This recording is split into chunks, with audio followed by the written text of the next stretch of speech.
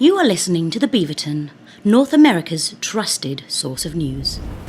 This week on the Beaverton, Mark Carney says his "who cares" comment about trade talks with the U.S. was a poor choice of words. What he meant to say was, "I am too tired to deal with Trump's bitch ass today." Most Liberal MPs believe they will stay in government as long as Poilievre remains Conservative leader. Most Conservative MPs believe there's a van following them wherever they go that they will be thrown into the back of if they speak out against dear leader. And Doug Ford tells a heckler to, quote, find a job during protests over his new housing bill. He then added, actually two, because that's how many jobs someone needs to have to be able to afford to rent an apartment in this province. That's right, it's time to make fun of the news once again on the Beaverton Weekly Report. Welcome to the show, everyone. So glad you are tuning in. I'm your host, Luke Cornfield. Joining me this week are three of our regular panelists. I usually have a joke here, but I didn't write one this week. Clare, Blackwood, Megan MacKay, and Ian MacIntyre. Welcome, all three of you. Guys, it's up to us to make our own jokes. Why did the who's and then he Chicken. Beans? Let's start again. That classic joke structure, and then he. No, it's like a postmodern joke. Yeah. Ian, what's the deal with? Pierre Poilievre. Okay, there we go. Thank you. Oh, now it's just our regular podcast. Yeah. We're back in the groove. We got this. There we go. Yeah, that's just a transition, I believe is the official term. All right. Well, thank you all for being here. I'm excited to dive in. The reason I didn't write a joke is there's just so much to cover. The first story I want to talk about is we turn to Ottawa, where the feds and Alberta are about to announce a memorandum of understanding for a new pipeline. A very specific terminology. It's not a deal. It's not a contract. It's not a plan. It's a memorandum of understanding. Like when you're like, you know, basically like and I know it's a legal thing, but it feels to me like a therapy thing where it's like, I understand you feel a pipeline is very important. And I understand you feel the environment kind of matters. And there we go. So the deal, again, it's not a deal, but the understanding would exempt Alberta from federal environmental laws and offer political support for a pipeline through BC to the Pacific Ocean. BC has not signed off, neither have the relevant Indigenous nations. Also, and this really truly cannot be said enough, there is no oil company looking to build a pipeline right now. There is no company attached. Which really tells you something, because they live for shit like this. I know, right? Yeah. And even they're like, no thanks, we'll wait. Chill out, Danielle. Yeah, I mean, unless this is literally going to be a government-built pipeline, there is just simply no private company ready to step up. Now, I think Alberta's argument would be, well, they've been burned so many times that they didn't want to commit capital and, interest and time and money to signing on to something before they had all the stakeholders guarantee that this will actually happen. Which seems to me like bullshit because we didn't cancel the last pipeline. The states did under Biden, not us. Trudeau was going to build whatever Trans Mountain was the one they built, Keystone, I think. Yeah. And so the idea that the Canadian government's just been canceling pipelines left and right, and so no private company will come on board is obviously ridiculous. But anyways, so to me, it seems like the Carney government is basically saying to Alberta, oh, you think it's so easy to build a pipeline? You do it. And just being like, go. But how does it read to you guys? I mean, I love the idea that BC has not signed off on this. I'm really curious as to David Eby's, where he's going to go with this. I feel like he's about 2 weeks away from finding a horse head with a cowboy hat on it in his bed, courtesy of Danielle. Doing this will be you if you don't sign off on my fucking pipeline. I love how David Eby seems to have heard about this from the news, and not any kind of consultation or phone call or anything like that. It doesn't surprise me. Yeah, it has a real we banned kneecap or did we kind of moment where it's like, well, we put out a video. And it's like, yeah, but that's not how this works. No, you got to call the guy. I definitely think Eby and the Indigenous groups are going to be so on board with this once they find out all the zeros of dollars that Alberta is going to give them from this pipeline. Oh, yeah, especially the Indigenous people. They're going to love it. Yeah. It's not like we've had pipelines screw with them before, right? Yeah, they get to take on all the risk for zero reward. Yay! And deal with all the environmental catastrophe that will inevitably happen. Yeah, 100%.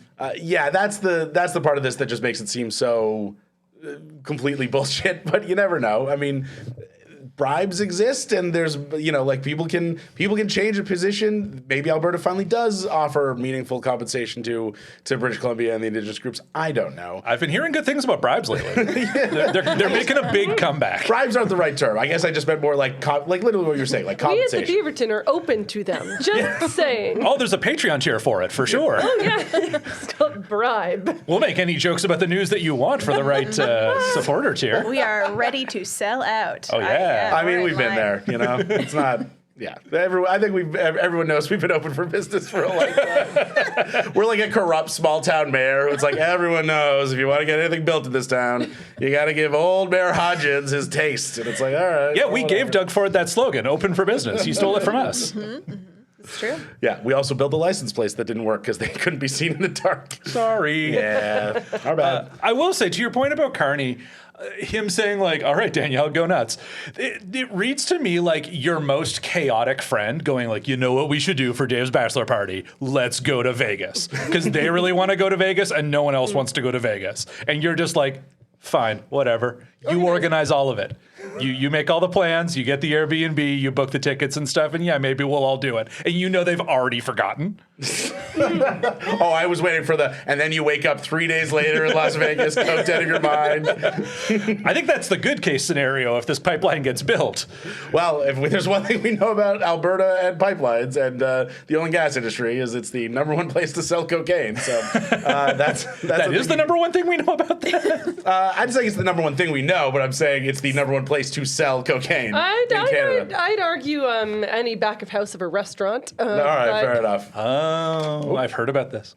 Just saying. Every week I break the headphones, and I've done it again. For the listeners who are wondering what that clink was, it was the side of my headphones falling off.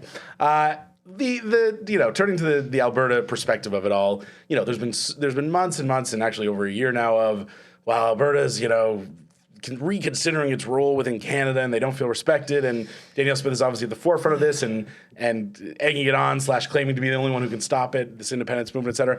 Do you think this is enough to satisfy Danielle Smith and co. and try and kind of put a stop to this, or is this? I don't think Danielle Smith's going to be satisfied until like every Albertan's blood has turned to oil that she can personally harvest, like some like David Lynchian nightmare. I do. I think she needs a villain for her whole shtick to work, and I think that this might have been a play from the feds to be like, well, you can't. We're giving you what you want. You can't make us the baddies anymore. But she'll find another way to be like, these guys are oppressing our oil, our rights as oil people. We love oil, salt of the earth. It'll be trans They kids gave again. us, they gave us what we wanted too much. Oh my God, a whole pipeline of it? No, thanks. Where's your restraint, federal government? There's an element of like the old thing about like you catch your kid smoking a cigarette and you make him smoke a whole pack until he pukes, and it's just like there is sort of a feeling, especially with Carney being the most like resigned stepdad father figure to the nation, that it's just like, all right, he wasn't the first choice, but he's here and he's kind of sticking around, and it seems like he's gonna make this thing work with our mom, and it's just like, all right, well, I guess we got to do what he says. And it's like, here's your pack of cigarettes, Alberta, go nuts. It's such a Canadian thing that down in the States, the Republicans to Trump are all like, yes, Trump daddy. And that's what they call him. And in Canada, we're like, resigned stepdad. That's what we got. That's what we deserve. Yeah. He's making it work. We don't got any beefs with him. Yeah, we tried Banker Daddy, and it just got too uncomfortable, so Never took. never took. 5% of people were really into it, and 95% of people were like, no, thank you. It's like Skeets Yeah, it's exactly like on Blue Sky. Oh, thank you. I forgot that. I just thought you were talking about the thing skeeting means, and I was like, wow, okay. You got to get on Blue Sky, brother. We're skeeting gotta all skeet over it the up? place. We're skeeting all over the place on Blue Sky. Skeet, skeet, motherfucker. We're skeeting. God damn. Well done. The one little caveat that, other than just we're not going to do anything, go nuts, that Carney seems to be putting in place is this whole understanding would be contingent on Alberta embracing a stricter industrial carbon pricing regime, and most importantly, a multi-billion-dollar investment in carbon capture from the conglomerate of oil sands companies. Carbon capture is, I'm not a scientist, none of us here are scientists. It does seem to me it's kind of like one of those like bullshit influencer diets where it's like you can eat whatever you want as long as you just drink this coconut oil before a meal. You can eat 5,000 calories a day and lose weight or whatever. And it's like, yeah, as long as you just invest in carbon capture, you can produce as many emissions as you want, and it'll be totally fine. And it's, as with the fat diets, it's just absolute bullshit. It's a scam. It doesn't work. Isn't it? And yeah, I was reading up on carbon capture, and isn't it like it only takes care of about 15% of oil and gas emissions? I think that's best case scenario because like it only captures the carbon that is made when you produce the oil and gas, not when it's burned later on. It's just a guy out there with a butterfly net. Yeah. It's like going after the smokestacks, being like, I'm getting it. Aw, it's cute. And also, and this is, the whole other side of the coin is it uses a huge amount of energy, the procedure of carbon capture. Massive God damn it. So it's like, and I guess you could argue, well, that's more like electricity or whatever, but like, so the actual benefit in terms of our emissions is as opposed to like producing less oil and gas is obviously so negligible. But it's such a easy, it's like how in the 80s and 90s there was a big push from the coal industry for this thing called clean coal, which was just a bullshit term that they threw on regular coal, and they were like, it's clean coal, it doesn't hurt the atmosphere, don't worry about smog, you're fine. And it was all bullshit. This feels like just we're doing that again. We're doing clean coal again.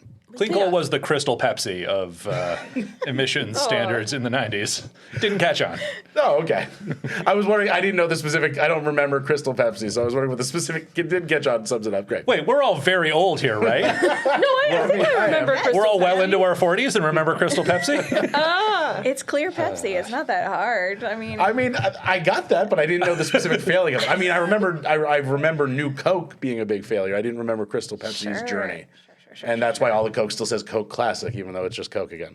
Yeah, totally. Hey, we could get bogs. Have we thought about doing that? Go on. To capture the carbon. Yeah. We bogs. Like the bogs, like in like Ireland? Bog. Like a where a bog. witch lives? Like where a witch lives. Okay. They're like genuinely some of the most efficient like carbon storage things that we can do on Earth. And occasionally you'll find like a 1,000,000-year-old corpses in them. Oh, Yeah, yes. I love that. Yeah. I'm all over finding the old corpses. That's my favorite thing. I go to a bog, I dig up a skull. It's a great day. Yeah. Your Instagram account for it is great. I love it. If Saskatchewan is willing to be turned into Alberta's bog, I'm for this. Let's see how committed they are to the oil and gas industry when the price is Regina is now a bog. Saskatchewan. You're welcome. It's done. It's done. I could definitely see Daniel Smith bogging Scott Moe. He has that energy. That's nasty. As in like they have a meeting and then like 6 days later you find his body in a bog kind of thing? I don't think we need to know the details. I think we I can think all that's just the let cleaner audience version of what that implies. Sure. Yes. imagine Okay, what bogging as an active verb means. And what that means on a person-to-person level. And, Don't bog yourself. Yeah. I like that. Yeah, I mean, I assume we're all going intensely sexual with it. I went to murder, so like, I don't know if that's better or Two worse. sides of the same coin. I think that's the less vile option. Sides of the Yeah. same coin? Are you okay? Murder and sex for Luke? Sex All and right. death. All right, I guess you guys haven't been reading the same literature as me. That's fine. Man, all right. Yeah, so that's the carbon capture side of it. I do want to backtrack a little bit because I forget if it was last week or 2 weeks ago. We were talking about the budget, and we were talking about how Elizabeth May was the one non-liberal to actually vote for it, not just abstain, and how she did it on a pinky promise from Carney to do X, Y, Z about the environment. What is she thinking right now after having voted for the budget to keep the Liberal, and really just by voting for the budget, I mean just voted to keep the Liberal government in power, seeing Carney be like full-on new pipeline? Searching for job applications. Oh, I think she's just like, hey, Green Party caucus, do you have a problem with my voting? What's that? There are no other people with a seat? Maybe go suck rocks. I would actually love to watch Elizabeth May say that.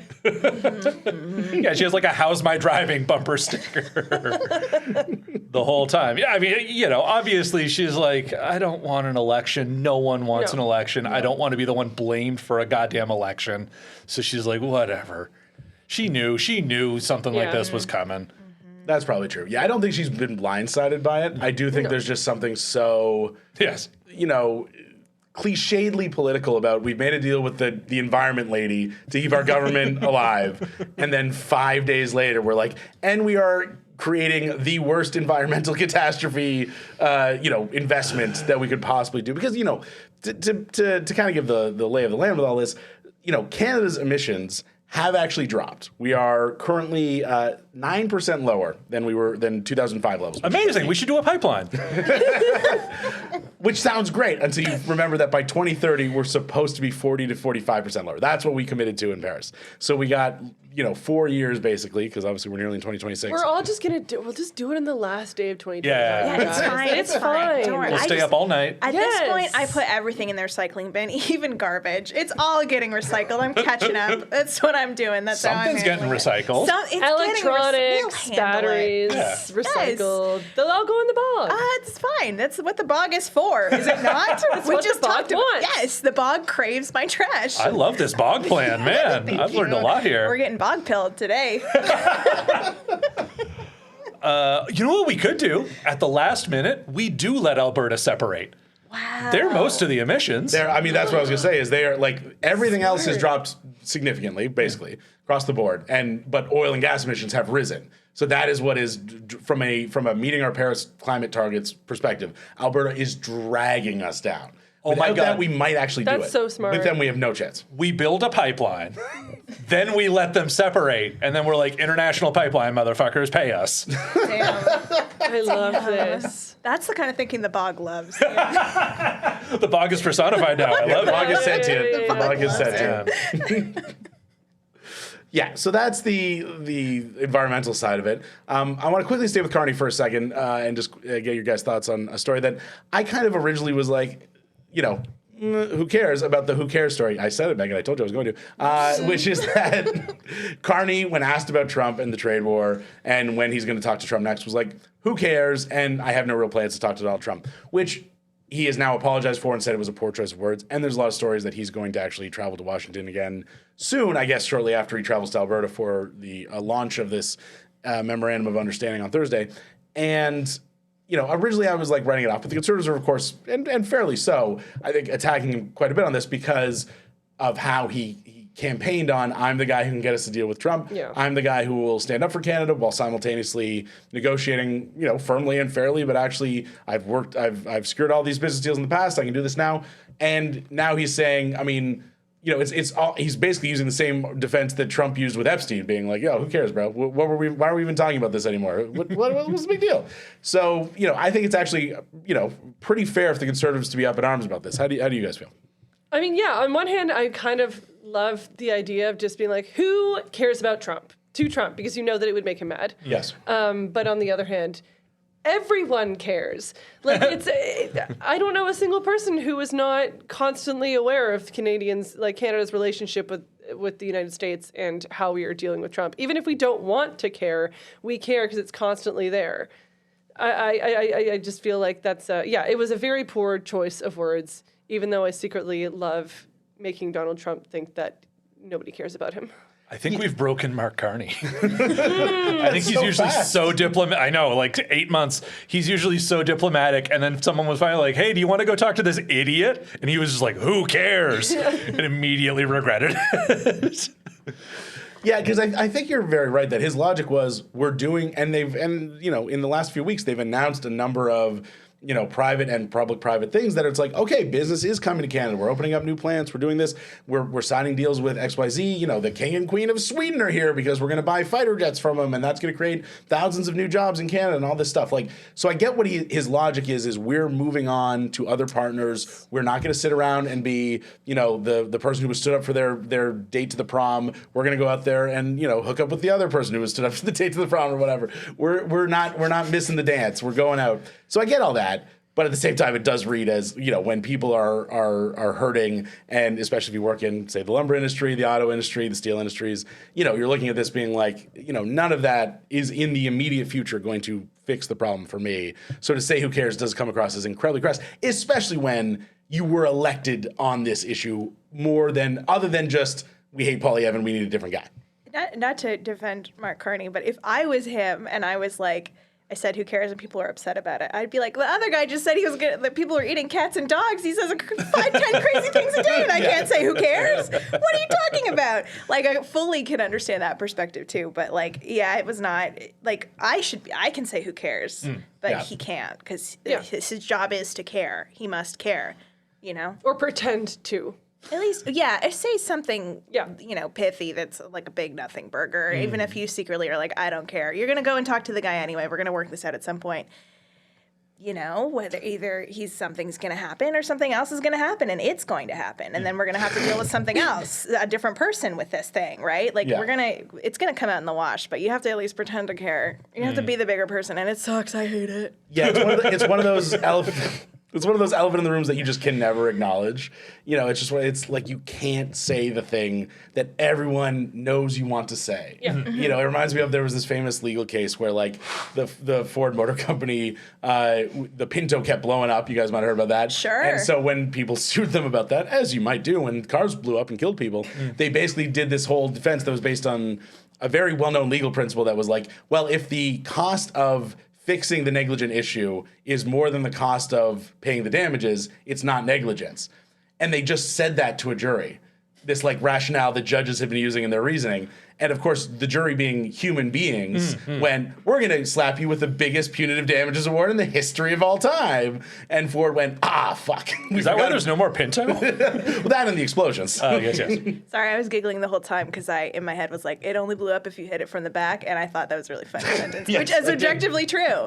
Objectively true. That is true. It only blew up if you rear-ended it. Which, yeah. That's what bogging is. That's what bogging is. One of the things bogging is. Yeah, bogging a is lot kind of of things. fluid. Yeah. Yeah, bogging is a sentient sexual act in which you hit something from the back so hard it explodes. This will all fit on a T-shirt, right? Yeah. The Yeah. Beaverton. The Boggerton. Oh my God, a T-shirt with a little beaver on it? Stop just putting a beaver on everything and thinking that sells it. But the beaver is in a bog. Oh my God, Luke.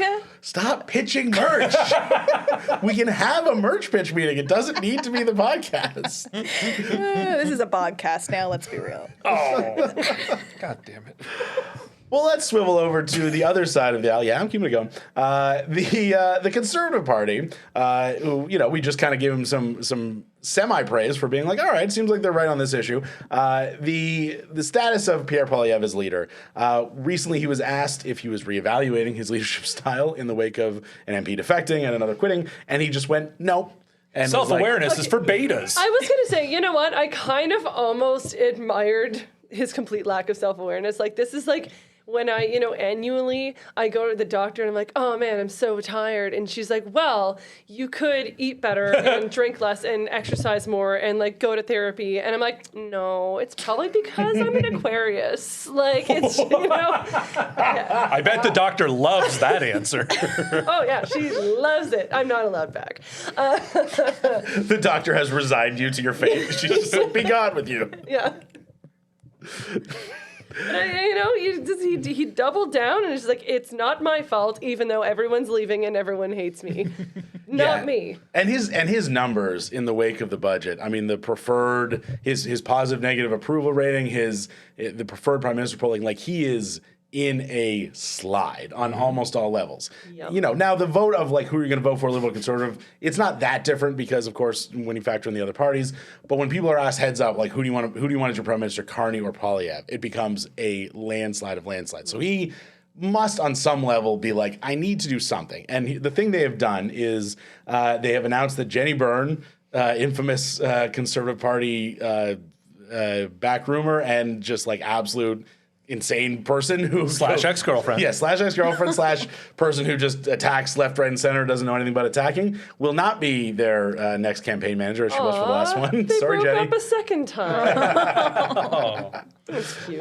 She's out on Hinge looking for new mean conservative leaders. Do you know the name of their new campaign manager by chance? No.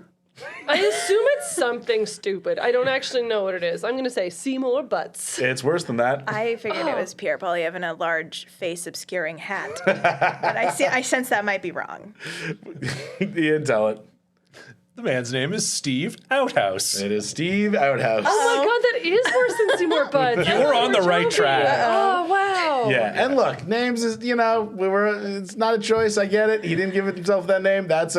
You know how like names used to be jobs? Like that's a crazy one. Oh my God, his ancestor's the village toilet boy. That's crazy. Wait, was it Andrew Scheer who did the little interview outside of the porta potty being like, hey, Justin, I found your new home? I think it was O'Toole, actually. Was it? Oh, was it O'Toole? They're What? They're the same. Did you miss that? I missed that for Oh sure. my God, he's like, hey, Trudeau, this is your new this is Damn. your next house. I think it was when you lose the election or something like that. And it was a porta potty. I don't understand why that man's career didn't take off. The problem was he tried to be Poilievre, but his heart wasn't in it, so it just didn't work for anyone. At least with Poilievre, it works for the really angry right-wingers. Yeah. Steve Outhouse, who is again, sorry for making fun of your name, Steve, but it is what it is. He's a well-known campaign leader. He just helped the Newfoundland Conservatives win the provincial election. He's had some success in other provinces as well, and some failures too. He also helped Danielle Smith, speaking of, to her last election win. So he's seen as a much more moderate, pragmatic, less of a culture warrior than Byrne. Do you think a new campaign manager will? Because let me rephrase this. Here's I see his job. He needs to convince Canadians that Pierre Poilievre is only a Stephen Harper level acceptable jerk and not a full Donald Trump level scumbag. Can he do that? I mean, if his campaign strategy is just stop Poilievre from opening his mouth, then exactly. maybe. It would require cooperation from Pierre. And I don't think, is there anything he hates more than cooperating? I don't think so. Let's go back to the first question of this segment of, is Pierre ready to change? And he said, absolutely not. Mm-hmm. Yes. But do you think that's posturing and behind the scenes he might be acknowledging reality a little bit? I don't. I think he is too addicted to being right. Or to feeling like he's right. The smugness is not an affectation for him. It is his resting state. And he's not willing to do the work unless he gets to do that, give himself that treat of being condescending. And that's it. That's the only mode he has. Yeah, it seems like he's not willing to sacrifice, the immediate dopamine rush of going viral on Twitter or whatever for owning the libs, in exchange for the longer-term reward of, I am now Prime Minister of Canada, which would seem like that's a very easy bargain to make. But evidently he's not willing to do that. Now, I mean, again, if this guy, Outhouse, just literally duct tapes him to a chair and takes away his phone the way there was rumors like back in Trump 1.0 that people were taking away his phone and like Ivanka was taking away his phone and stuff, maybe. But until they fully find a way to detox him from that level of I'm addicted to this particular version of media and social media, I am very skeptical that Outhouse will be able to do the job. Again, sorry, the name's funny. He is running for the opposition, though. That was a problem during the first election. He's still running for the opposition. He's going to have to change. He's going to have to run for prime minister to become prime minister. Yeah. And he doesn't have an easy target like Trudeau to go up against now. You're totally right about that, because right now he thinks his target is Carney and his target needs to be Trump. Mm-hmm. And he won't do it because he understands that most of his base loves Trump. So he keeps attacking Carney, but in these weird roundabout ways that people don't like at all and don't resonate. Yeah. Yeah, I mean, just today and this is such an example of the challenge facing Outhouse, which is just today we're going to have to get used to it. His name's going to come up a lot. I will never get used to it.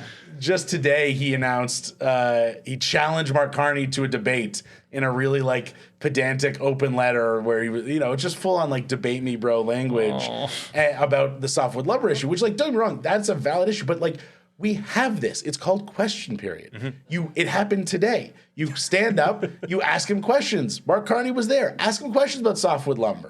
No, Pierre wants to go to a place where there's lots of lumber, sexy, sweet, sweet lumber, and have a debate. The man has an obsession with lumber. Do you know how many videos he's put out of himself, stroking, wooden sides of houses? I'm convinced it's a kink that he's going through. He does love stroking wood. You're right. He does. Mm-hmm. Not part of bogging, if anyone's wondering at home. That's not part of it.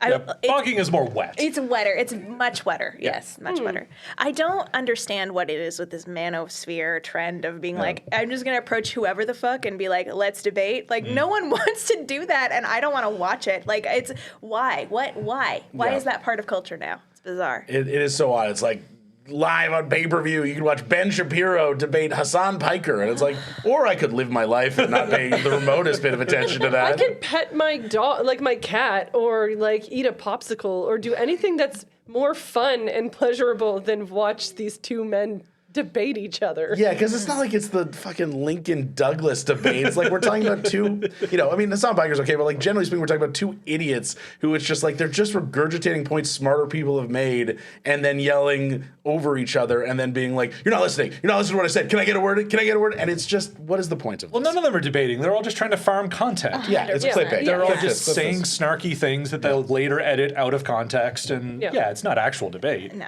And Claire, I don't know if this happens to you, but back when I was doing YouTube stuff, I would get those messages from people who were posting like obsessive long videos about me during Gamergate 1.0. Oh, geez. Being like, come on the channel, we'll have a lively, healthy debate. And I'm like, why? Why? For what? Like, what on earth could I possibly get out of this other than looking like the biggest fucking loser sitting next to you? Like, there's truly no purpose to this. Have you considered coming to my trap? No, that's exactly it. It's crazy, and it was like it was a big thing, and it was like a huge, and it's become even worse. Honestly, I think. I never get debate requests. I just get death threats. I don't know which one is like. I got those too. Yeah. I got a lot of debate requests from people who are also like, I'm just starting my channel, and you go to the channel, and it's like, oh, you're starting your hate factory, and you want some fodder for the hate factory. I'm like, there's literally nothing here for anyone, let alone me. It's crazy. Fodder for the Hate Factory sounds like a really dope band, though. Yeah. Fodder for the Hate Factory? Yeah, it's Rage Against the Machine's opener, Fodder for the Hate Factory. Yes. Yeah. My band's name, Outhouse. Hey, I Comma, like that. I like that. I think that's nice. It's nice as a band name. It's nice as a man's name, too. Unless you're not a nice man, in which case, fuck you. I will say, apparently, he is Nova Scotian, which makes me like him a little bit more. Okay. All right. Pending fuck you. Let's find out more about you first. Yeah, well, I mean, Poilievre does not. I know the chatter of a bunch of MPs leaving the party has kind of died down a little bit, but he does not have long to turn the belief that he can win around. Like, as I alluded to off top, like, Liberal MPs are comfortable saying, maybe off the record or without their names attached, but like are comfortable saying to journalists, like, we won't lose as long as he is the official opposition. They are putting that out there. And so if you're a conservative who is anything other than a just full-on dyed-in-the-wool Poilievre stand, like, you have to be taking that somewhat seriously. And it seems like some MPs are, like Jamil Jivani is making his play. Like we talked about in the past, like who the hell replaces Poilievre? And clearly Jivani is angling for that. I'm Poilievre light. I'm more approachable, more diverse Poilievre. And so for the people who like Poilievre, but if Poilievre gets forced down, I'm right there. Like he hosted an event this week that was blasting liberal racism, aka DI initiatives. Where That's some real reverse judo right there. yeah, where DEI is too racist. Liberal racism. Yeah. I mean, he's not the first to say that initiatives that affirmative action in the United States has been blasted as racist by conservatives in the past, so he's not the first to say things like this. But it was this incredibly huge event that got a ton of national media attention, where people said things like, this is all bullshit, and all these initiatives are terrible, and they're costing money, and they're depriving people of jobs and stuff, and and in hypotheticals, that's the reason you can't get a good job, person who might vote for me, and but then at the end, one person did say, no, we do acknowledge that people of color and immigrants do face real barriers. So, like, what are we doing here? Like, what is the point of this? It's like, and Jamil Jivani was like, oh, yeah, of course. We acknowledge there's a problem. We just don't want any solutions here. Yeah. But, the funny thing was it made national news and got all this write-up. And then I read the article on it, and it was like, in front of a room of 35 people, or something ridiculous like that. It was like well under 100 people. It's like, oh, okay, so we're really stretching the definition of a movement here.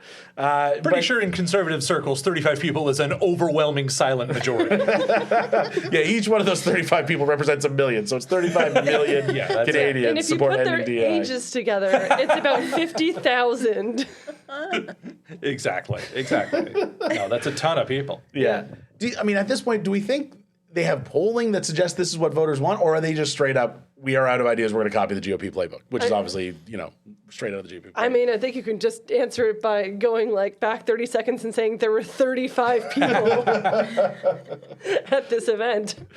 Yeah, that's a good point. But again, the online rage farms, they work. And this kind of stuff plays into it. And I do think the conservatives have part of it right. They have half the map. And the map is people are angry right now. Cost of living is way too high, and it has been too high for too long. And there's legitimate anger at that, and Carney really doesn't want to focus on it. Yeah. And unfortunately, part of that requires being mad at Donald Trump. And like I said before, they won't do it. They won't go there. Yep. So they're getting the message muddled. And it sucks.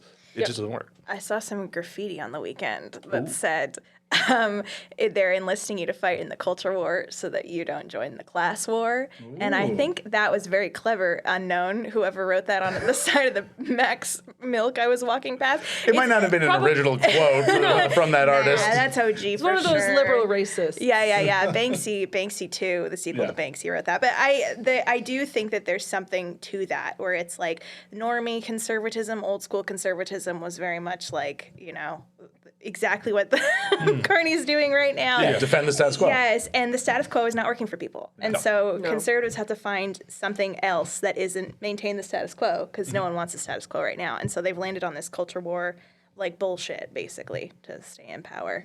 I thought it was a very nice quote anyway. I should have taken a picture. I've heard it. We could have posted it on our Instagram. Yeah, that'd do great on this audio podcast. I feel the guy the person, whoever wrote it, didn't get credit. It's crazy. Yeah. Well, it's 2025 women can graffiti. Women can graffiti too. No, it is a very, good line. And it's also... feminism. It's a very good line. It's essentially a pithy version of that famous political cartoon where Rupert Murdoch has a pile of cookies in front of him. Yes. And then he points to a construction worker who's got one cookie, and there's an immigrant on the other side. He goes, "Hey, mate, that immigrant wants to steal your cookie." And it's that's sort of what all of them are doing. That's now. Rupert Murdoch in that picture? Yeah. I always thought it was just a mean old raisin of a man. Well, you're not wrong. You know what? I fair just enough. assumed it's Rupert Murdoch. I could be wrong. Comment if it's Rupert Murdoch or not. everyone. Confidently being it's Rupert Murdoch. Well, the fact that he says "Hey, mate" makes me he's Australian. It's that I don't know. So that makes me think he's. I mean, he could have been British too. He's dead, right? Rupert Murdoch? He's dead? No. Who Roger- died? You're Roger thinking Ailes. of Succession. Roger Ailes. Yeah. Yeah. I'm also thinking of Succession. I'm thinking of yes. so many men have died this year. Hold on. Yeah. Play the In Memoriam real quick. All still images. No one's seen any of this. No, we didn't go for a VO. You guys just have to imagine. No, we spent all our money on Sarah McLachlan playing Arms of the Angel. Sarah, take it away. With arms wide open. No, wrong one. Different one. That's Basically the same song. it's a very different song and a very different person. Both used in sad pet commercials. Whoops. Yeah. Fine. Anyways, let's. You were talking about Trump. Let's segue to Trump. I want to talk about Trump's plan for Ukraine that was announced shortly after last week's episode dropped. It is a 28-point plan for Ukraine, which included demands to not only accept the Trump loss of... can't count to 28. Well, this is where we're going to get to. It not only included demands to, it included demands not only to accept the loss of territory Russia had already illegally conquered, but to give Russia territory Ukraine holds, which is obviously particularly galling considering it was an illegal invasion, as everyone knows. Never be part of NATO and limit the size of its military. So it's a real clear Russian victory, only short of obviously Russia gets Ukraine. It's about as close to that as you can get. The reason I've said we're going to get to that is there is a lot of speculation online about who actually came up with this plan. Rubio kind of hinted that this was sort of maybe a little bit drafted by Russia, and then numerous language experts have parsed the language and been like, if you look at this is like a one-to-one translation from Russian. The turns of phrase are weird in English, but in Russian they're common. And- Signed Donald Trump, but with a Russian accent. Don't know how. You can see where he whited out Vladimir Putin. Yeah. Donald Trump, yes. Yes, so that is the speculation. Now, ultimately, at the end of the day, where it originated from, though obviously, if you're Ukrainian, I can understand why you'd be very mad that the U.S. is pushing a Russian plan, isn't really important. What matters is what actually gets done. Trump essentially gave Zelensky, I think, 6 days to accept. Zelensky made it pretty clear he couldn't. He gave a speech where he was basically like, our choices are humiliation or a very hard, long winter, and acknowledging that if this is rejected, Russia is almost certainly going to increase their attacks. Russia already has started increasing the bombings, especially on Kyiv, the capital. So and the EU has kind of been pushing with Ukraine to negotiate it down. Zelensky the other day said there's been progress made, said the plan is no longer 28 points, but said, negotiations are ongoing. So what Trump submitted is not going to be accepted, carte blanche. It's going to be whittled down or changed in some degree, or at least Ukraine's going to try to, and maybe Russia rejects that, Do you think in private Trump still maintains the ruse he isn't in Putin's pocket, or does he finally just kind of like when he thinks he's safe and he's just like him and his boys around, does he acknowledge it? I think when he's in private, Donald Trump sits on the couch and stares at a wall where his makeup slowly congeals and sinks into his brain. I don't think the man thinks about anything at all. In fairness, sometimes nowadays in front of cameras, he sits there and stares at a wall while his makeup congeals. Yeah. Sometimes while someone's having a seizure behind him. Yeah. Exactly. Dementia will do that to you. Yes. I think that's not what you asked, but that's my actual answer. I think he thinks he's in charge of this. Yeah. I think he thinks Putin's in his back pocket because that's what Putin always tells him. Yeah. And he buys it completely. That's a good point. Yeah. So you think more useful idiot than willfully going along with a scam from Putin? Sure. Yeah. Interesting. No, absolutely. I think, but I guess in that scenario, he still is profiting from this. He is clearly making what he thinks are brilliant backroom deals to benefit himself. But he thinks he's coming up with the deals. Right. He thinks he's the head cheese, and that's what they keep telling him. And then at one point they'll, polonium him or something, and that'll be that. That is, unless there is blackmail. Because if there's a blackmail, then he's not, he's just no, this is my idea. But in the back rooms, he's we got to figure out how to keep a lid on this Epstein stuff or whatever. So it depends. It depends on what the terms of their partnership are built on. Yeah. Oh, remember that fun day when we thought there was a P tape that Russia had on Trump and and it was going to leak? Yeah. Pun not intended. And we were all just well, I don't want to watch it, but I will watch it for the sake of research. No. Who's? Yeah, I will. None of us said I will watch it, Luke. None of us said that. You're the only one who was yeah, I'd watch that. I have to for work. It's for work. It's for work. You're going to write it off of your taxes. I was just going to say, my accountant's going to have some questions. Got to tell the CRA I paid $15 for the heat tape. Why am I paying for it? Because it's for work. Oh, because Trump would make it pay per view. Yeah. 1,000%. Yes. Yeah. You're donating to his legal costs. I do want to make it clear, this wasn't a bogging scenario. I wasn't into it. Bogging's a whole different wet thing. It's the right amount of wet, but in a different direction. Right. Yeah. Hey, what? Okay, it's the wet that preserves. Yes. That feels right. That feels right. No, I'm not going to pretend I understand. Okay, moving on. So I obviously we're laughing at the ridiculousness of Trump. The situation sucks, and there's a situation where Europe is trying to, and by Europe I mean the Western European countries, specifically Germany, France, to a certain degree the UK, are all trying to rally behind Ukraine and say and basically imply don't take the deal, But it doesn't seem like they're willing to step into the U.S. shoes because obviously we haven't actually explicitly said it, but the implication from Trump has been take the deal or all the money and all the arms that we're sending you is going to stop, which he's already threatened to do several times before, and had that insane Oval Office meeting with Zelensky where he him and JD Vance admonished him for not saying thank you, and then there was a suggestion they weren't going to give him anything else, and then that kind of got walked back. But it doesn't seem like Europe's willing to step in terms of its financial contributions. I wonder about that because it really Russia's doing terribly right now. Yeah, they're eating their military hats at this point. It's pretty dire out there.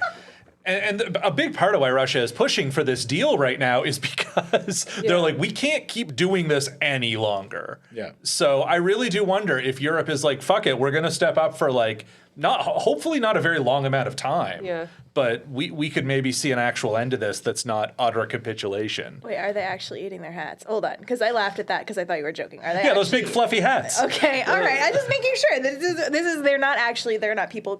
Sadly, not that. Look, I'm not pleased with what Russia's doing right now. Okay, to say the least. But a man eating a hat.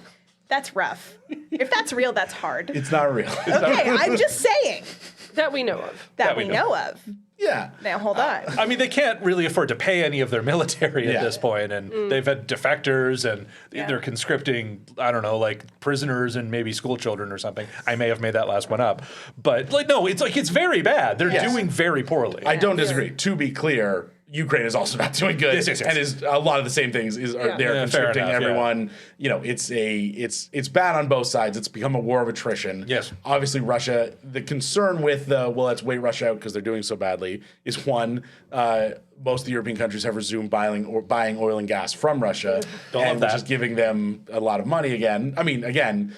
Not enough to fix their economy whole cloth, but it's giving them a lot of money. And two, I should have mentioned, by the way, one term of this deal is that some of the money the U.S. has frozen from Russia in Russian citizens in U.S. accounts that the U.S. froze will be given to Ukraine to rebuild, but the U.S. is going to keep 50% as like a service fee.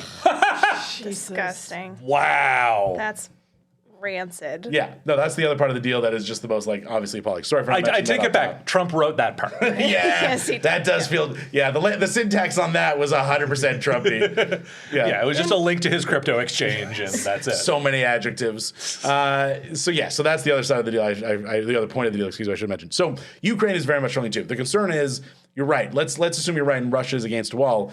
Is their move not to just go, well, fuck you then, bombs away, and just bomb the shit out of Kiev and Lviv and other, major cities? And because rather than invest, which is cheaper than money and men, which is cheaper than sending tanks and men and things that could be, blown up or destroyed. That's the concern, is that if this isn't taken, then Russia kicks things up a whole nother level in terms of the bombings, which they're already starting to do. So that I think is the argument for taking the deal, shitty though it is, obviously, a lot less people will die. And that's we saw a similar situation, obviously, with the deal that was eventually agreed to in Gaza, which is, a horrible deal. And Israel doesn't look like they're moving back past that yellow line anytime soon back into Israel. But it was a thing where it's like, well, we'd like people to not die, so what are you going to do? Now, in both situations, there's still a very good chance people die even afterwards, as we're seeing in Gaza every day. Maybe that continues happening in Ukraine, and Russia just gears up for another invasion 5-10 years from now. I was going to say, I hate the fact that this is kind of the result that I saw coming the second that Russia invaded Ukraine a couple years ago. I was just like, this isn't. I hope this isn't the case, but I was just like, what are they going to do? Like they're going in and they're going to get their territory. And I hate the fact that this is kind of what this deal is pushing for. Yeah. War is so bad, dude. That sucks. War's rough. Hot take. Yeah, I know. Crazy. Well, let's clip that. Just a 5-second clip of Megan. War's rough. War's rough. Also, I feel like I don't know why I'm talking to someone else. I do the clips, so I don't know who I'm yelling at. Clip that. Me. Anyway, you say war is bad, Meg. I'd like to debate you on that. Prove me wrong. Right, This whole podcast has been a trap the whole time. How did I know? Of course. Okay. You're going to start calling us females. Oh no! Give me the willies. Well, before we move on to our big finish, a few quick message to you, the listeners. First of all, thank you so much for listening. If you haven't already, as I ask every week, but if you haven't done it yet, this is specifically for you. Jump on your app of choice, leave a review, leave 5 stars, tell us what you liked about the podcast, comment on what you think bogging is, whatever you want to do. Please be as graphic as possible. I want to feel wildly uncomfortable. Also, tell a friend, share our clips. We've really appreciated in recent weeks. Some of the reviews have been very fun and commenting on the show, so we really appreciate it all. Also, we are doing currently we're doing our second annual Patreon drive. We launched our Patreon just about a year ago, a little over 13 months, and it not only, saved the website's asses, it's the reason we get to do this podcast, the reason we're able to pay our writers a little bit more. It's, we're so thrilled at how well the Patreon has done. We now are hoping to expand even more and branch out back into video clips, again, as always, writing more articles and doing even more fun things. is if we were able to get more support via Patreon. So we're doing a Patreon drive right now. And so if you want to support this podcast, support the website as a whole, you can sign up, patreon.com/thebeaverton. Right now, you get 75% off your first month. I tried to make it 100, but Patreon wouldn't let me. You get 75% off your first month with promo code Thrive2025. So you can sign up right now. Yeah, and or you can sign up for an annual membership, and that also reduces the cost, whatever you want to do. And if you are a Patreon member listening to this, thank you so much for your support. We couldn't appreciate it more. Oh, I should also mention, in exchange for your Patreon membership, you get extended versions of this podcast where we talk about a story or stories we didn't have time to cover. Not we didn't have time. We didn't cover in the regular episode. So again, thank you very much for checking it out. Ian, did you have a couple of shout-outs you want to do? Yeah, speaking of our Patreon members, we want to give a thanks to a couple of our newest Patreon members, Jeff, who literally signed up for our Patreon like 5 minutes before we started this podcast. Good timing, Jeff. Good timing, man. And Sam Engstrom, who just has a really cool name. He sounds like an old-timey scientist. It's great. And an OG Patreon supporters that we had Daniela B. and Denatured, which sounds like the coolest emo band of 1998. They both joined like the first month of the Patreon, so thank you very much for doing that. We still appreciate it. We got a couple of cool comments, too, from David Liu. Love the podcast. It helps this recovering American learn about Canadian politics. We hope you are reading more reputable sources. Nope, just us. Nope, just us. Never mind. All right. Everything we say is true and factual. And also, one of our usual commenters we love to hear from, Fleshfoot. He mentioned Halifax commuters threw me in the news quiz until someone overrode that and said it was a Hamilton commuter. The reason for that is because we had a completely different news story a couple of weeks ago in the news quiz about someone stealing, I think, a fire truck in Halifax. We will cover any and all stories about civilians stealing municipal vehicles. So provinces underrepresented in the Beaverton podcast. If you want to get on the podcast, you know what to do. Get on it, PEI. Yeah, PEI. Someone steal an ambulance or a tank or something. That'd be great. Or like the Anne of Green Gables cart. Yeah, the cart. Yeah, we all know the it. cart. Yeah. I was halfway through reading that story, and then like the story was like, and then he drove the bus up the mountain, and I was like, Halifax doesn't have mountains, I don't think. You kind of have a hill, I guess. I mean, Hamilton's is not a real mountain, but everyone calls it the mountain. So anyway, so that was a slight error on my part on that story, but very understandable. Yeah, I'm glad people. I just was reading too fast, and then I'm glad people caught me on that one. So yeah, thank you Ian for the shout outs, and thank you everyone for subscribing. And now it is time for the approximately 10-minute long quiz. It's the approximately 10-minute long quiz. Brought to you by Time.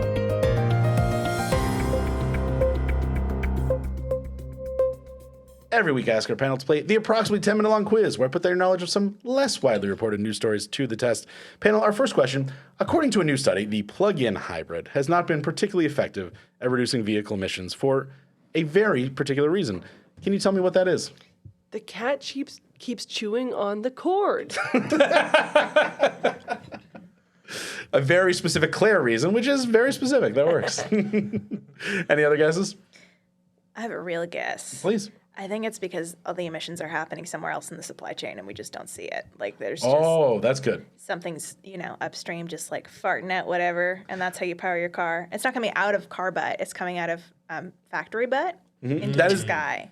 I think you're right, so I will give you the point for that if no one knows the other specific reason, which is... That's better than my dumb answer that was going to be the onboard gas-fired barbecues in all the hybrid cars. They shouldn't have put those in. Full 180. Now I'm interested. Yes, because I think that's true, and I say this as an EV owner. That is the problem with all EVs, is that they actually the carbon cost of producing them is higher. So even though you use less carbon when driving it, in fact, you use a lot less carbon, you have to run them for a lot of years just to undo the carbon cost of making them. And also the batteries are terrible, and also a huge human rights concern is getting the batteries out of the places where they have them. So yes, that is a really, very concern of all EVs.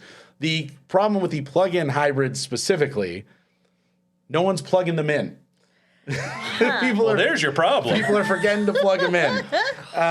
Because when you have the gas option, so the way plug-in hybrids work is you can drive below a certain speed for the first 34 kilometers. You are using almost all electricity. Now, it turns out not all electricity, which is the other problem with them. But so it's obviously way better for your mileage. But if you drive past those 40 kilometers and you get on the highway or whatever and you go really fast, it switches into gas mode, similar to a hybrid. But with the plug-in hybrid, you're using all electricity, or at least you're supposed to be. But for a lot of people, they're just not bothering to plug them in, which is silly because it's like it doesn't need a special cord or whatever. You can just plug it into a regular outlet. I did that for years and years.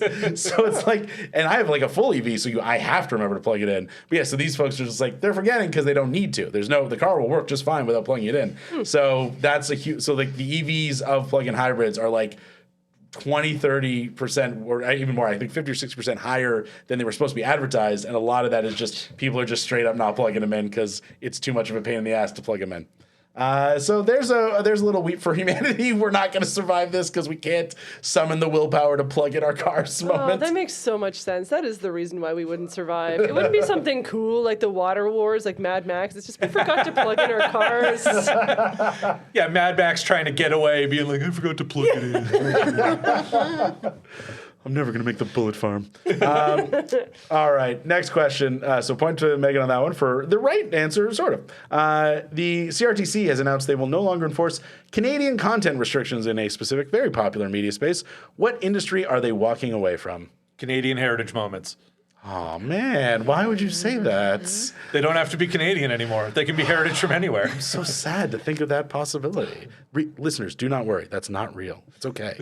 I'm here for you. We love our heritage minutes. We will never make fun of them going away again. That's the most earnest I've ever seen you. No. There's a tear in Luke's eye. Love heritage minutes. Don't joke about them stopping.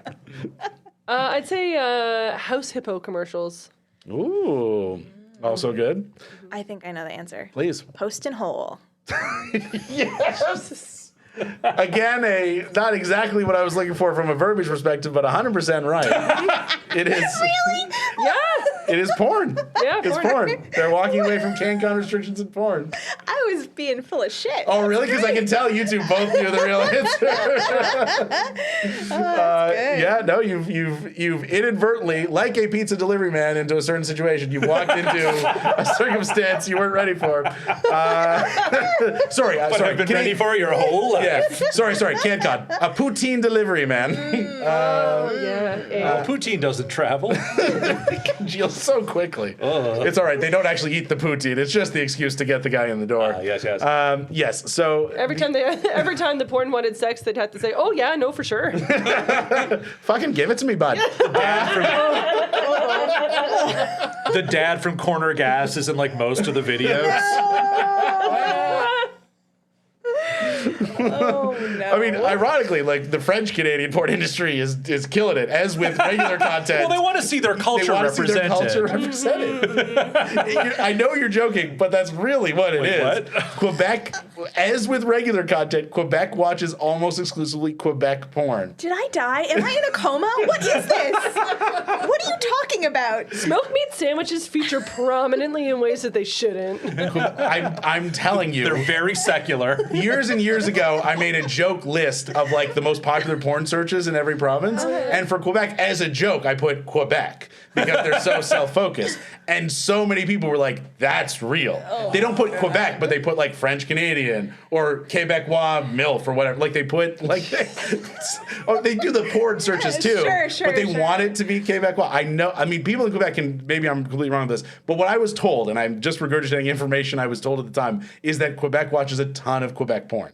I'm sorry. The accents are just so sexy. Yeah, I mean, I don't know.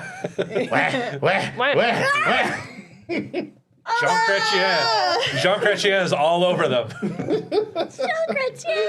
Oh my god. Yes. So obviously this regulation came from a time when porn was primarily consumed not just online, but was actually airing on TV. Shout out to everyone who had the movie network when they were a teenager and knew what came on at midnight. So they was actually regulated. But now the CRTC is moving more into the digital space, of course, because that's where everyone is. And so with them moving to regulate the internet more as part of the streamer discussion that, like, if you're a Writers Guild member, you're seeing a lot of emails about. And, the most popular porn site in the world is Canadian. The most popular Canadian website in the world is Pornhub. It's Canadian? It's Canadian, Montreal-based. Yeah, we should be really proud. Maybe the Beaverton can get bought by Pornhub. That'd be cool. Oh my God. I mean, we're a close second in terms of monthly visitors. Good, yes. So people jerking off, and then people reading satire about Pierre Poilievre. But yes, so that is the situation. But so there was a question, like, are they going to still enforce these requirements? They are not. Pornhub can continue to air non-Canadian porn at above the rates or whatever that the CRTC would set. So that's the fact on that. How our standards have fallen. Yeah. Oh my God. I will say, one time, and I won't go too deep on this, I was watching a pornographic video online because they do get made in Canada. And at one point, like they're out on a balcony or something like that. I was like, is that fucking St. Lawrence Market? And I actually just like paused, brought it up on Google Street View, and I was like, that is St. Lawrence Market. So you were that guy watching like a movie where you're like, they shot this in Toronto. Pretty much, yes. Our next question. A Florida woman, already a bad start, was caught driving 107 miles per hour in a 55 zone. That, I had to Google, is the equivalent of 172 kilometers per hour. But she told police she had a very good reason for driving so fast. What was it? A woman already a bad start, Luke? What kind of podcast is this? You son of a bitch. You What bastard. are you even doing? That's I think you crazy. know what I was referring to. I won't even dignify it with a This response. just in, the Beaverton hates women. Okay, serious answer though. I was late to record the podcast. That's why. Well, if you're driving all the way from Florida, that's a bad commute. I had to slam it. I pedaled to the metal, folks. Barely made it. It was rough. I'd say her alligator was having a baby. I think her meth was about to expire. Oh, these are great Florida answers, guys. I wish the story was as fun as you. No, it's not sad. It's gonna be about apartheid or something? Yeah, it's just. No! Why? How does it always get to apartheid whenever we talk about Florida? Thank you for pronouncing it correctly. She was racing to end the war in Ukraine. No. Does anyone know the real answer? No. She wanted to pick up her pizza from the pizza place before it got cold. Oh. So doing full on 172 kilometers per hour down the equivalent of, I think, the Allen Road, so that her pizza would be hot and fresh. I wonder, if she got to eat the pizza before she went to jail. That'd be fun. Girl, I fucking get it. Some of those days. I know, I hope so. Some of those days, man. Did the pizza place not have a little warmer? She couldn't have asked them to throw it in there? Or just do that thing where they put it on top of the pizza oven in the box so it stays kind of warm? None of that? All right. Well, I guess the only option was fully speed racing. Fast and Furious. Yeah, it was Fast and Furious, pizza and pineapple. All right. No, last question. Complete the headline. Australian prisoner sues for his human right to eat. Human. I thought someone might guess that. Sadly, no. I mean, not sadly. Not no. This is definitely not sadly. The opposite of sadly. Not that. Anything other than Vegemite. That's all they feed them in prison. In Australian prison, anyway. Point to Ian. Wait, what? But it's reversed. He's suing for his right to eat Vegemite, but you're close enough. That sick bastard. Oh, god damn it. I hate when I'm right. Inadvertent point to Ian. I actively try not to win points in this game. Have all of the points been given No, out by accident this time? The points are very important. I don't know what you're talking about. We all try very hard. We keep a scoreboard at home. The winner gets nothing, but it's still really I important to our weep pride. openly off mic when I lose. Yes, so Vegemite is banned in prisons in the state of Victoria because as a byproduct, it's a byproduct of fermenting beer. That's how they make it. And it Yeah, interferes. it's quite bad. Yes, it's a bad thing, and no one should eat it. Where does where does that come from? Again, Megan with the Beer. postmodern jokes. It's the yeast. It's the yeast. Oh, Yeah. okay. They use the yeast from beer to make it, and other stuff too. But that's the primary ingredient. Okay, it's so a it's not- yeast-based spreadum. They're not. Spreadum is good. I like that. It's all a spreadum in it. Life's just a bunch of spreadums in Yeah. a row, and then you die. Jesus. Also a category in Canadian porn. Yeah. Spreadum, bud. Oh, he's so mad at himself for saying that. Well, because I got the visual in my head and I don't like it. But yeah, so it interferes with the drug sniffing dogs in prison. that they obviously have to find if the prisoners have any. But the argument that the prisoner is making is that as a proud Australian, it's his national right to eat Vegemite. I choose to believe the whole like drug safety dog thing is just an excuse, and there's a warden who's like the one sane Australian being like, we can't let them eat this shit, okay? Yeah. Prisoners got to eat a real food. We can't this idea that Vegemite is good dies here and now in my prison. But yes, so that is a point to Ian. But our winner, completely inadvertently, Megan MacKay. I hate winning. I much prefer being the heel. That's my preferred position, but that's fine. The heels win all the time in wrestling. Do they? Oh, I am yeah. not familiar with the sport. Okay. Okay, fair enough. Yeah. I mean, calling it a sport is nice, I guess. it's like musical theater, right? Very much, Yeah, yes, I got yes, it. That's 100%. I don't think even wrestling fans would disagree with that. Well, Brother. Brother. They wouldn't like that. I think they don't would like it? No. Brother. They don't like Do you it? have anything else to say besides brother? I wish I did. No, I'm on. Do you know who you're impersonating when you say brother? Yeah, I do. Who? It's no, I know. It's he died. Yeah, most of them have. And he's not the Incredible Hulk. Yeah, you're right. Hulk Hogan, you got it. Got it. Oh, Yeah. Freaking sniped it from the 360 no scope, folks. All right. Well, you've won the right to tell people what to check out of yours other than your wrestling impression channel. Well, hold on. Do we want to talk about wrestling for like 15 more minutes? Or? Nah, I think people are probably I'm sick of us. leaving. I'm done. As a podcast, we're legally obligated to at some Yeah, I point. love it. I love the Undertaker and all those folks. Okay, check out The Undertaker. Moving on. No, I'm on Blue Sky. I'm skeeting. I'm skeeting at wait, hold on. 3 M's. MMMEJN. That's what's that? Excellent. Claire? YouTube at It's Clare Blackwood, Blue Sky at Clare Blackwood. Find me, I make jokes about my cat. In sometimes Wonderful. politics. Thank you so much for both remaining. Ian, you and I are going to plug the same thing, so I'll just say. Although I will say, though, please find us on our socials on Instagram. We're on Blue Sky. We're not on Twitter anymore because fuck that. We're on Threads, and we are on TikTok now. Find us on What? TikTok, please. We are on I'm TikTok. so happy. Amazing. Yeah, Incredible. absolutely. So follow us there, follow the Beaver newsletter, and again, if you are so inclined, feel free to check out the Patreon. We'd love to have you on over there. Talk to you next week. Bye. Brother. The Beaverton Weekly Report is produced by Andrew Rivamy in partnership with the From Superheroes Network. Visit FromSuperheroes.com to hear more great podcasts like this.